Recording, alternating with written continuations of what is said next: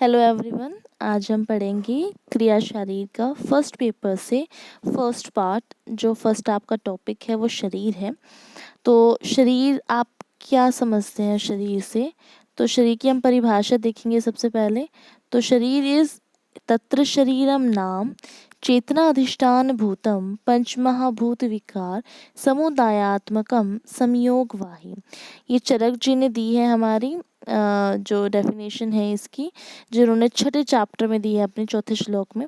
चेतना अर्थात आत्मा का आश्रयभूत जिन्होंने बोला है, तथा पंच महाभूतादिक विकारों इसका संयोग शरीर नाम से जाना जाता है। इस लोक में देखो अभी क्या बोल दिया इन्होंने कि चेतना आत्मा, जो हमारी आत्मा है वो हमारे शरीर में ही रहती है। जैसे मैं बोल रही हूँ या कुछ है, हमारी मृत्यु के बाद तो हम नहीं बोल पाते, ना हमें पता लगता। तो वो चेतना जो वो आत्मा है। और पंच महाभूतादिक विकार, आपको पता है कि जितने भी आयुर्वेदा में हम क्या मानते हैं कि देयर आर 5 एलिमेंट्स, कि आकाश वायु अग्नि जल पृथ्वी, ये 5 एलिमेंट्स हैं जिनसे हमारी शरीर भी बना हुआ है, मतलब हर चीज़ उसी से बनी हुई है।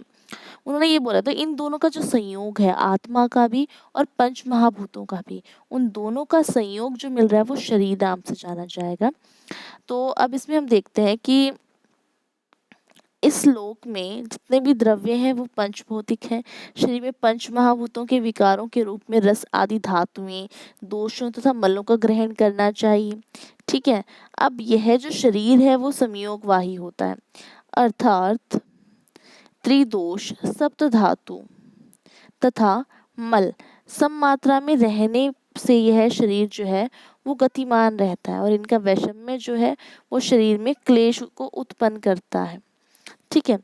क्या बोला इन्होंने कि अगर हमारे जितने भी धातुएं, लाइक हमें त्रिदोष बताए गए हैं, वात पित्त कफ, 7 धातुएं बताई गई हैं और 3 ही तरह के मल बताए। अगर वो सम मात्रा में शरीर में रह रहे हैं तो शरीर गतिमान रहेगा, मतलब अगर वो अपनी प्राकृत अवस्था में है, उनकी कोई विकृति नहीं हुई है। अगर उनका वैषम्य हो जाता, वो क्लेश को उत्पन्न करते हैं।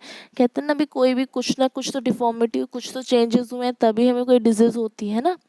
तो कुछ नेचुरल चीज़ों में चेंज हुआ है, हमारी नेचुरल जो बॉडी की कोई भी ल्यूकोसाइट है, जो भी हमारी जो कहते हैं ना नेचुरल चीज़ें, उनमें कुछ चेंज हुआ है तो हमें कुछ ना कुछ एलर्जी हो जाती है, कुछ डिजीज होती है। तो वही इसने बोला है कि भाई अगर हमारे धातु दोष और मल ये तीनों चीज़ें अगर सम मात्रा में है, सही से रह रही हैं, तो आपका जो शरीर है वो सही रहेगा, स्वस्थ रहेगा। लेकिन अगर इनका थोड़ा सा भी ऊपर नीचे हो जाती है तो कुछ ना कुछ आपको डिफॉर्मिटी, कुछ ना कुछ आपको चेंजेस मिलेंगे आपकी बॉडी में। ठीक है, ये बात बोली है। अब सुश्रुत जी के अनुसार क्या है, हम अब वो देखते हैं। सुश्रुत जी ने कहा शुक्र शोणितम गर्भाशयस्म आत्म प्रकृति विकार समूर्छितम गर्भ इत्युच्यते तम चेतनावस्थितम वायुर्विभजति तेजनम पचति आपः क्लेदयन्ति पृथ्वी सहन्ति आकाश विवर्धयति एवं विवर्धिता स यदा हस्तपाद जीवा घ्राण कर्ण नितम आदि अभिरंगई रूपेस्तदा शरीर इति संख्याम लभते। इन्होंने अपने सुश्रुत शारीर 5वां अध्याय 3रे चैप्टर में क्या कहा कि गर्भाशय में स्थित आत्मा प्रकृति अष्ट प्रकृति मानी गई है, जिसमें प्रकृति महत अहंकार एवं पंच तन्मात्राओं का संयोग बताया गया है। देन आपके विकार आए हैं षोडश विकार, जिसमें पंच महाभूत एवं एकादश इंद्रियां, जहाँ पे आपकी एकादश इंद्रियों में क्या क्या आएगा, आपका कर्मेंद्रिय ज्ञानेंद्रिय और आपका मन आता है। संयुक्त शुक्र और शोणित गर्भ कहलाता है। फिर जिसमें ये चीज़ें होंगी, आत्मा हो गई, प्रकृति हो गई, विकार हो गए, और जो शुक्र शोणित से बना हुआ है वो गर्भ कहलाएगा। अब इस गर्भ में क्या है, चेतना युक्त गर्भ का ना, हमने आत्मा आ गई है तो इस चेतना युक्त गर्भ में वायु क्या करेगी, विभाजन करेगी, सेल डिवीजन। तेज से क्या होगा, पचन होगा, मतलब आपका डाइजेशन हो रहा है उससे। आपसे क्लेदन होगा, ठीक है, वो आपका हाइड्रेशन रखेगा। पृथ्वी से सहनन होगा, सहनन इज लाइक कि आपको जोड़ती है वो। एंड आकाश जो है वो हमारे विवर्धन करवाते हैं। तो यहाँ पे विवर्धन का मतलब है कि वो आपका सेल की जो आप कहते हैं ना ग्रोथ होती है, वहाँ सेल डिवीजन होता है, यहाँ पे वो आपको आकृति देते हैं। उनके आकार को बढ़ाते हैं, ठीक है, उसके साइज को बढ़ाते हैं। तो इस प्रकार जो परिवर्धित गर्भ होगा वो हस्तपाद, जीवा, कर्णितम आदि अंगों से युक्त होता है और तब शरीर की संख्या को प्राप्त होता है। जब उसमें ये सारी चीज़ें बन जाएंगी, भी हाथ पैर बन गए हैं, हमारी जीवा सब कुछ आ गया है, तो उसको हम शरीर कहेंगे। अब शरीर शब्द के पर्याय सेकंड आपका उसी के अंदर एक पॉइंट है, शरीर देह काय पुरुष। तो शरीर से क्या समझते हैं आप? शीर्यते इति शरीरम, प्रतिपल क्षीण अथवा नष्ट रहने के कारण ही इसे शरीर कहते हैं। शरीर शब्द का अर्थ होता है टूटना, ठीक है, जिसमें टूट फूट चलती रहे उसे शरीर कहते हैं, ठीक है। अब मॉडर्न से हम रिलेट कर सकते हैं कैटाबॉलिज्म प्रोसेस से। हमने कैटाबॉलिज्म देखा होगा कि आपका कहीं पे भी कहते हैं ना, हम कुछ ना कुछ चलता रहता है, आपका कुछ ना कुछ टूटता रहता है, तभी तो हमारी एनर्जी प्रोडक्शन होती है। जब भी हमारा एटीपी टूटेगा तभी हम कुछ काम कर पाते हैं। तो वही उसने बोला कि प्रतिपल वो चीज़ें कम होती जा रही, नष्ट होती जा रही है, मतलब ब्रेकडाउन चल रहा है, तो उसको हमने बोला है शरीर। अब देह किसको बोलते हैं? इसकी व्युत्पत्ति हुई है धार्यति अनियनिति देह से। तो यहाँ से क्या बोला, जिससे धारण हो उसे देह कहते हैं। देह का अर्थ होता है वृद्धि या विकास। जितनी भी मेटाबॉलिक प्रोसेसेस होती हैं हमारी, अक्कर करती हैं लिविंग बॉडी में। यहाँ पे कैटाबॉलिज्म एंड एनाबॉलिज्म दोनों चीज़ों को इन्होंने यूज़ किया है। Catabolism and anabolism that is equal to metabolism. तो ये वाली चीज़ इन्होंने यूज़ की है। यहाँ पे उसको देह बोला कि जिसमें भी ये चीज़ें धारण की जाएंगी, देह को धारण करेगा, उसे हम देह कहते हैं। अब आता है आपका थर्ड पॉइंट, काय। इसकी व्युत्पत्ति होती है चीयते अनेनिति काय से, जिसका पोषण होता रहे उसे काय कहते हैं। हमें पोषण करवाना पड़ता है ना, अगर हम खाएंगे पिएंगे नहीं तो हम एक माल न्यूट्रिशन, पहले तो हमारे माल न्यूट्रिशन स्टेट आ जाएगी, ठीक है, स्टार्वेशन की कंडीशन आएगी, आप उसके बाद अपनी मृत्यु तक पहुंच जाओगे। तो वो क्या है कि हमें कुछ ना कुछ चाहिए खाने के लिए, वो चीज़ उसने बोली है। तो काय मतलब जिसका पोषण होता रहे। अब जो काय शब्द है वो अग्निवाचक शब्द है, ठीक है। तो सभी प्रकार के जितने भी हमारे केमिकल चेंजेस होते हैं, रासायनिक परिवर्तन अग्नि द्वारा होते हैं। इससे क्षय और वृद्धि दोनों क्रियाओं का ज्ञान होता है कि भाई इंक्रीमेंट भी हो रहा है और डिक्रीज भी हो रहा है हमारी बॉडी में। वो हम काय शब्द से ही पता लगाते हैं ना। अगर हमारा पोषण अच्छे से नहीं हो रहा तो हम क्या हो करेंगे, माल न्यूट्रिटेड हो जाएंगे। लेकिन अगर हमारा पोषण अच्छे से हो रहा है, हमें न्यूट्रिशन अच्छे से मिल रहा है, तो हम हेल्दी रहेंगे ना। वो वाली चीज़ इसने बोली है। फिर आता है फोर्थ पॉइंट इज पुरुष। पुरुष की व्युत्पत्ति हुई है पुरुष शरीरे वस्ति इति पुरुषः, मतलब शरीर में जो विद्यमान रहे उसे पुरुष कहते हैं। अब हमारे शरीर में क्या विद्यमान है? आत्मा सबसे, क्योंकि यहाँ पुरुष का जो इन्होंने ये एक्चुअली मीनिंग जो लिया वो आत्मा से ही लिया है, क्योंकि हमारे शरीर में आत्मा है तो ही हम जीवित हैं, नहीं है तो हम जीवित नहीं कहलाते, वो बात है। तो अब आते हैं सेकंड पॉइंट पे, हमने ये पढ़ लिया। अब आता है हमारा शारीर शब्द। शारीर की परिभाषा क्या है? तो शारीर इज शरीरम चिंत्यते सर्वम दैव मानुष संपदा सर्वभावेह यत यतः तस्मात् शारीरम स्थानम उच्यते। चरक जी ने दी है अपने शारीर स्थान 8वें अध्याय 69 श्लोक है उनका। समस्त शरीर का दैव या अलौकिक जितना भी मानवीय साधनों द्वारा किया गया चिंतन और उसके सभी भावों को जहाँ पर व्यक्त किया जाता है उसे शारीर स्थान कहते हैं। तो एक तरह से ये एक तंत्र है जहाँ पे हमें ये बताया गया है कि भाई क्या बोला, देवों द्वारा जितने भी भाई क्या क्या चीज़ें हो रही हैं शरीर में, उन चीज़ों को यहाँ लिखा गया है, वो शरीर है। अब देखो दूसरी डेफिनेशन डलहन जी ने देती हैं, आपको जो याद होती है इट डिपेंड्स ऑन यू कि तुम्हें क्या याद हो रहा है, तुम्हें क्या समझ में आ रहा है, आप वो डेफिनेशन याद कर लो, ठीक है। अब यहाँ शारीरिक भावम अधिकृत्य कृत्व अध्याय शरीर। इन्होंने बोला शरीर के सभी भावों को ग्रहण करके जो अध्याय ग्रंथ लिखा जाए वह शारीर है ना। वही ना जो तंत्र मैंने बोला था, भाई तंत्र आप जो लिख रहे हो जहाँ से हमें पता लग रहा है कि भाई क्या चीज़ें चल रही हैं, उसको हम शारीर बोल रहे हैं। अब इसके भाव भी दो प्रकार के होते हैं, रचनाकार भाव एंड क्रियाकार भाव। रचना का स्ट्रक्चर कि भाई अंग प्रत्यंग आदि का ज्ञान, लाइक हमारी एनाटमी है, एनाटमी में हम क्या करते हैं, एनाटॉमी में, कि भाई वहाँ से हम पता लगा रहे हैं कि भाई कैसे एक चीज़ बन रही है, लीवर है, ये है ना सब। लेकिन दोष धातु आदि का ज्ञान जहाँ पे होगा वो किस तरह से वो काम कर रही हैं, वो हमें क्रियाकारक भाव में होगा ज्ञान। अब हम आते हैं आगे, शारीर दोष क्या है आपका, ये एक अलग से इसमें पॉइंट दिया गया है। वायु पित्तम कफश्यति शारीरो दोष संग्रह। संक्षेप में बोला जाए तो वात पित्त कफ ये शारीरिक दोष कहे जाते हैं। दुष्यंती मनः शरीरम च इति दोष, ये सिद्धांत निदान ने दी गई है। जो मन एवं शरीर को दूषित करे, है ना, उसे हम दोष कहते हैं। दुष्यंती मन, या मैंने गलती से जो दो बार लिख दिया है उसको आप करेक्ट कर लीजिएगा। तो जो मन एवं शरीर को दूषित करे उसे दोष कहते हैं। दुष्यंती मनः शरीरम च इति दोषः। शरीर को दूषित करने वाले तत्वों को दोष नाम प्रदान किया है। दोषों का शरीर के साथ नित्य संबंध बताया गया है। ठीक है, देखो दोष जो होते हैं ना, हमारे दोष यहाँ पे शारीरिक दोष बोला जाए तो त्रिदोष से मतलब होता है। त्रिदोष में हमारे आते हैं वात, पित्त और कफ। तो इन तीनों को क्या बोलते हैं, शारीरिक दोष बोलते हैं।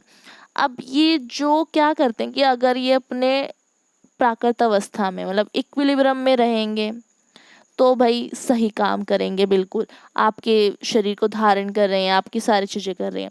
बट जैसे ही विकृत अवस्था में चले जाएंगे या नष्ट कर देते हैं, मतलब जो आपकी धातुओं को ना, ये दोषों को, शरीर को या मन को जो दूषित कर दे, एक तरह से हम क्या हो जाते हैं, परेशान हो जाते हैं ना। जब भी हमें कोई कुछ भी डिफ़िकल्टी होती है, लाइक मुझे फीवर हो जाए तो मुझे अच्छा नहीं फील होगा, मेरा मन ऐसे उदास उदास सा रहेगा, शरीर में कहते हैं ना एक मतलब मैं बिल्कुल भी एक्टिव नहीं हो पाऊंगी।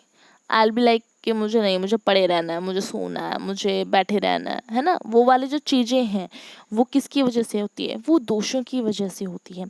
तो जो शरीर को दूषित करें उन्हें दोष कहते हैं। और दोषों का शरीर के साथ नित्य संबंध बताया गया है। हम आगे देखते हैं अब क्या बोला गया इन्होंने,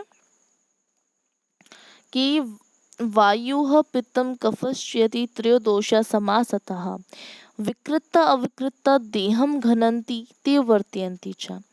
ये अष्टांग हृदय सूत्र स्थान फर्स्ट अध्याय का 6वां श्लोक है। वात पित्त एवं कफ प्राकृत अवस्था में रहकर देह का धारण करते हैं तथा विकृत अवस्था में देह का नाश करते हैं। ठीक है, तो भाई अगर ये वही बात मैंने अभी बताई थी कि भाई अगर अपने नेचुरल कंडीशंस में हम रहेंगे तो हम अच्छे रहते हैं, हेल्दी। लेकिन अगर थोड़ा सा भी इक्विलिब्रियम से चेंज हुआ, इक्विलिब्रियम में नहीं रहा, तो वो देह का नाश, मतलब शरीर को नाश कर देंगे, हमें डिजीज हो जाएंगी। फिर आता है सुश्रुत ने जो है वो वात पित्त कफ को शरीर उत्पत्ति का कारण माना। इन्होंने त्रिस्थूण की संज्ञा प्रदान की गई है। क्या बोला है, त्रिस्थूण बोला है इन्होंने। जैसे 3 स्तंभों पर भवन स्थिर रहता है उसी प्रकार यह शरीर वात पित्त एवं कफ पर निर्भर करता है। जब किसी एक में भी विकृति हो जाती है तो शरीर प्रलय से प्राप्त होता है। प्रलय मतलब रोग या विनाश बोला है कि भाई जिस तरह से हम देखते हैं ना कि हमारे पिलर्स होते हैं, घर में पिलर्स लगवाया जाता है ना, पिलर्स होते हैं, उसी की वजह से हमारा घर ठीक रहता है। लेकिन अगर वो पिलर्स ही गिर जाएं तो क्या हमारा घर रह पाएगा? नहीं ना, वो नष्ट हो जाएगा, वो गिर जाएगा। तो वही बात इन्होंने, सुश्रुत जी ने इसको समझाने की कोशिश की है। अब आते हैं मानस दोष। तो मानस दोष मानसिक दोष जहाँ से हम ले लेते हैं। मानसः पुनर्दृष्टे रजस्तम। तो इन्होंने 2 बोले हैं। जो मानस दोष है, रज और तम को मानस दोष कहते हैं। वास्तव में मन को प्रभावित करने वाले 3 कारण होते हैं, सत्व है, रज एवं तम है। लेकिन देखो एक बात आती है, जो हमारा सत्व होता है ना, वो गुण स्वयं विशुद्ध होता है, उसको काफी शुद्ध माना गया है। अतः उसके द्वारा मन में किसी प्रकार का भी ना विकार उत्पन्न नहीं होगा। जो हमारा सत्व गुण होता है उससे कभी विकार उत्पन्न नहीं होता। जो शेष 2 गुण होते हैं ना, रज एवं तम, वो मन को विकृत करते हैं। इसलिए मानस दोषों में इन्हीं दोनों को गणना की है। देखो आपका ना एक क्वेश्चन आता है त्रिगुण, तो त्रिगुण में तो सत्व रज तम तीनों आएंगे। लेकिन अगर दोष माने जाए मानस दोषों में तो सत्व को कभी भी ऐड नहीं करते, रज और तम को ही करते हैं। कि जो सत्व होता है वो बहुत अच्छा होता है, कहते हैं ना सात्विक है ये, तो सत्व सात्विक है, सत्व अच्छा है, तो वो आएगा। फिर इसमें जो रज प्रधान होता है, इनमें भी क्या होगा, अब रज प्रधान होगा, क्योंकि बिना रज के तम की प्रवृत्ति नहीं होगी। भाई जब बिना रज के तम बन ही नहीं सकता तो रज सबसे ज़्यादा हम डोमिनेट करेगा ना, वो वाली बात बोली है। अतः रज पहले बताकर बाद में तम बताया है। मन के विकारों को मानस विकार बोलते हैं और कारण रज एवं तम को मानस दोष कहते हैं। अब मानस विकारों में पहले मन विकृत होता है, फिर उसके प्रभाव से शरीर दोष भी विषम हो शरीर में विकृति उत्पन्न करते हैं। यदि मन को विकृत करने वाला कारण हट जाए तो सामान्यतः शरीर से विकार स्वयं नष्ट हो जाते हैं। अब देखो इसने ये बोला है कि भाई सबसे पहले जो मेरे मानसिक विकार होते हैं उनमें पहले हमारा मन दूषित होगा, फिर वो शरीर को इफेक्ट करना शुरू करेंगे ना, यार ये तो डिप्रेशन में चला गया है। पहले वो बाहर वो मेंटली परेशान है इंसान, लेकिन वो ऐसे कंडीशन में चला जाता है जब वहाँ वो वर्स्ट कंडीशन हो जाती है और इंसान को कुछ पता ही नहीं चलता, उसका जो बॉडी है वो भी रिएक्ट करने लग जाती है, वो इस हिसाब से वो इतनी फ्रजाइल हो जाती है कि उसमें भी कुछ ना कुछ डिसीज उत्पन्न होने लग जाती हैं, है ना। वो वाली बातें बोली गई हैं। लाइक मानस दोषों का उत्पन्न विकार क्या है, मोह, ईर्ष्या, क्रोध, काम, लोभ, अभिमान, शोक, ग्लानि। क्या मैं भाई कहता ना, अब बहुत सारे आपके हो सकते हैं मेंटली, बहुत सारे मेंटल डिसऑर्डर्स हैं, वो सभी इसमें आएंगे। ठीक है, आपको डिप्रेशन हो रहा है, ठीक है, आपको एनजाइटी हो रही है, जितना भी है वो इसमें आएगा। आगे हम देखते हैं कि आपका टॉपिक आता है त्रिगुण और त्रिदोष का परस्पर संबंध क्या है। तो त्रिगुण मैंने जैसे आपको बताया था सत्व रज तम, मैंने रजस पहले लिखा वो इसलिए क्योंकि त्रिदोष में आप एक वो याद करते हो वात पित्त कफ, तो वात में ना रज ज़्यादा होता है और पित्त में सत्व जो गुण है उसकी डोमिनेंसी मिलती है, डोमिनेट करता है सत्व गुण इन पे दोष, एंड तम कफ में होता है। तो आपका जो वायु प्रभावित रजस के कारण क्या होता है, वात बोला त्रिदोष, वात के कारण जो प्रभावित रजस के कारण स्फूर्ति आती है, कर्मण्यता आदि लक्षण, मतलब उत्साह काफी रहता है, हम काफी काफी एक्टिव रहते हैं। तो वो किसके कारण आता है, वो हमारे वायु के कारण आता है जो रजस के कारण है। अब पित्त प्रभावित, अब सत्व गुण है तो सत्व गुण में मैंने बोला ना सात्विक, सत्व गुण की वजह से मीधा, लाइक आपकी जो आपकी मेमोरी है, आपका ब्रेन पावर है, स्मृति है, कहते हैं ना आपकी मेमोरी स्मृति काफ़ी आप भी रिमेम्बर कर पा रहे हो उसको, है ना, आपकी रिमेम्बरिंग पावर काफ़ी अच्छी है कि आपको याद है, मेधा मतलब आप जल्दी उसको ले पा रहे हो, ग्रैस्प कर पा रहे हो। देन तेजस्विता आदि गुणों का प्राधान्य होता है कि आप में सबके आपकी बुद्धि के जितने भी लक्षण होते हैं वो इसमें आ जाएंगे। फिर कफ प्रभावित तम के कारण शरीर में स्थिरता, धैर्य, गंभीरता, दृढ़ता आदि लक्षण प्रकट होते हैं।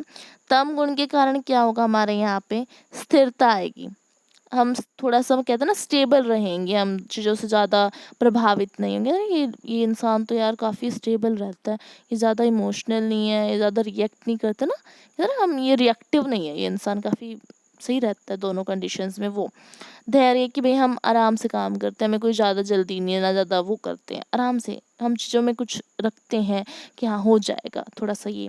गंभीरता, थोड़े सीरियस रहते हैं। दृढ़ता, भाई कुछ काम करना तो ठान ले, भाई हमें करना है ये चीज़, वो चीज़ बोली गई है इसमें। अब नेक्स्ट है त्रिगुण और पंच महाभूतों का परस्पर संबंध क्या है। अब त्रिदोष पंच महाभूतात्मिक पांच भौतिक होते हैं, त्रिदोषों का त्रिगुणों से संबंध सर्वविदित है, अतः महाभूत भी त्रिगुणात्र होते हैं। भाई जब देखो त्रिदोष जब पंच महाभूतों से बने हैं और त्रिदोषों का त्रिगुण से भी मैंने ना सत्व रज तम और उसी में वात पित्त कफ का रिलेशन बताया, तो अब उन्हीं का रिलेशन हम इनसे करेंगे भूतों से। आकाश में सत्व बहुल रहेगा, वायु में रज प्रधान रहेगा, अग्नि में सत्व एवं रज बहुल, जल में सत्व एवं तम, पृथ्वी में तम बहुल रहेगा। तो देखो इसमें क्या बात हो गई, आप क्या करेंगे, आकाश सत्व, ठीक है, वायु में रज रहेगा, सत्व रज, ठीक है, सत्व एवं रज, सत्व एवं तम और तम, इस ऑर्डर में याद करो। और त्रिगुणों को देखो, त्रि जो महाभूत हैं, सॉरी मैंने ऑर्डर गलत लिख दिया कि यहाँ पे महाभूत की पोजीशन पहले आएगी, क्योंकि आकाश, वायु, अग्नि, जल, पृथ्वी है ये महाभूत हैं और सत्व रज तम ये त्रिगुण है, तो ये भी ठीक मैं गलती कर दी, तो मैं इसको करेक्ट कर देती हूँ। यहाँ पे आपका त्रिगुण आएगा, ठीक है, यहाँ आपके महाभूत आएंगे, है ना। तो आकाश वायु, इसको ना इसी ऑर्डर में याद करना, आकाश वायु अग्नि जल पृथ्वी, और फिर त्रिगुण आपको याद करके सत्व रज, सत्व एवं रज, देन आपका आ रहा है आगे सत्व एवं तम एंड देन तम। ठीक है, तो ये आपका फर्स्ट टॉपिक था और इसमें सब कवर हो गए। इसके अलावा आपको किसी की ज़रूरत नहीं पड़ेगी, आप अगर इसी को रीड कर लेते हो। अगर आपको ये अच्छा लगता है तो do share and like the video and subscribe my channel. Thank you.